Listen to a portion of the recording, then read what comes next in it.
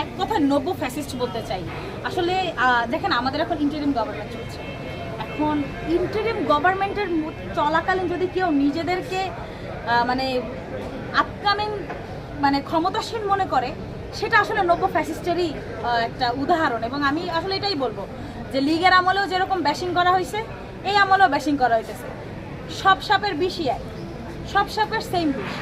তো আমি আসলে তাদেরকে নতুন করে বলবো না যে তারা খুব মানবদরদী বা তারা খুব মানে মানে জনগণের আমি তাদেরকে একদমই এটা বলবো না, এবং তাদেরকে মানবতার ফেরিওয়ালাও বলবো না, কারণ তারা যেই কাজ করছে এটা চরম পর্যায়ে জঘন্য কাজ করেছে। এবং তারা যে পাওয়ার প্র্যাকটিসটা করছে দ্যাটস টোটালি মানে রং। তারা এবং যে ওয়েতে তারা পাওয়ার প্র্যাকটিসটা করছে, এই আর কি। আমি আমার সংগঠনের সাথে কথা বলে এবং সংগঠনের উপদেষ্টাদের সাথে কথা বলে আমরা খুব শীঘ্রই হচ্ছে আইনি। এবং আমার যে ছবিটা ভাইরাল হয়েছে সেটা হচ্ছে আমাদের সংগঠনের ইফতার পার্টির অনুষ্ঠান, যেখানে হচ্ছে নাহিদ ভাইরা সহ অনেকেই আসছিল, সেইখানের একটা ছবি। তো এইটা নিয়েই মূলত হচ্ছে ঝামেলা। এবং আমি পরে হচ্ছে স্পেসিফিক, আমি যখন প্রথম দেখি আমি হচ্ছে আমার সংগঠনের সেক্রেটারিকে জানাই যে ভাই এরকম অবস্থা। তো উনি হচ্ছে সেই সংগঠনের কেন্দ্রীয় নেতাকে বললো এবং বলে যে পোস্টার ডিলিট করতে এবং আমার কাছে সরি বলতে। তো সে এটা করেছে। সে